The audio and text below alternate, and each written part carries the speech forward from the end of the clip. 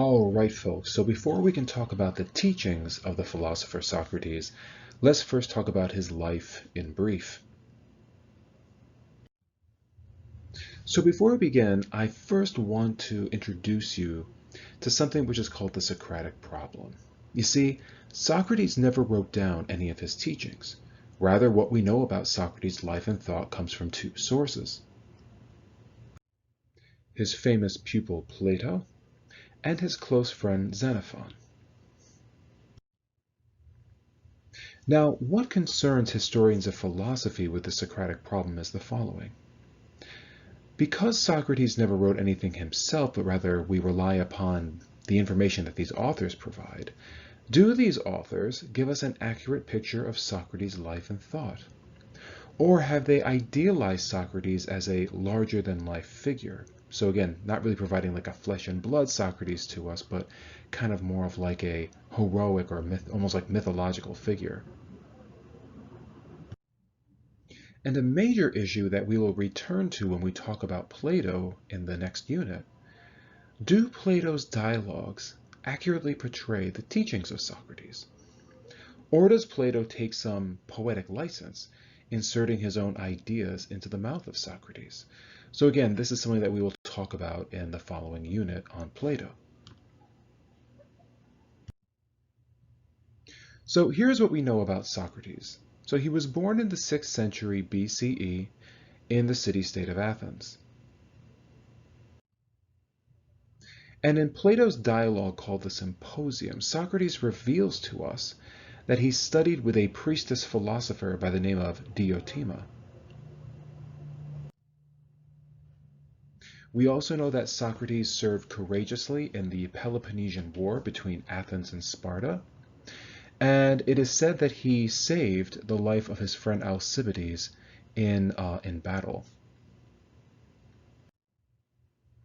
It is also written of Socrates that he was a man of conscience. That is, he was someone who didn't follow the crowd, but rather would listen to what he called his daemon, or his conscience, whenever it came to making some kind of a decision.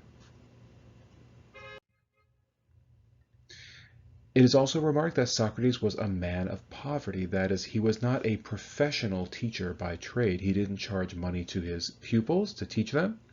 He was actually a stone cutter by trade who rarely worked, and therefore, in the 8-bit philosophy video that you probably watched, it referred to him as a deadbeat dad.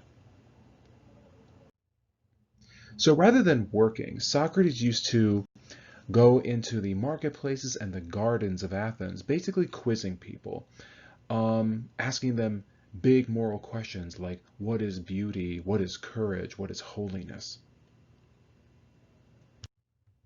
That is, Socrates lived and encouraged other people to live what is referred to as the examined life. That is, a life of self-examination and kind of analysis and discussion of moral principles and philosophical ideas.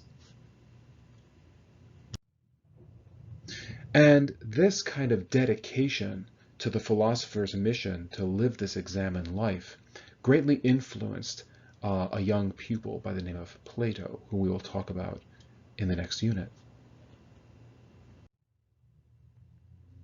So because Socrates had this habit of quizzing people in public, it is not uncommon that he would publicly humiliate influential figures in public, in the marketplaces in Athens. And this reputation that he had got him in trouble. And he was accused of corrupting the youth, as well as not observing the Athenian religion. And as a result, he was taken to trial. And the account of that trial is written in Plato's Apology. And in that trial, Socrates is sentenced to death. He does have an opportunity to escape, but he chooses instead to drink the poison hemlock.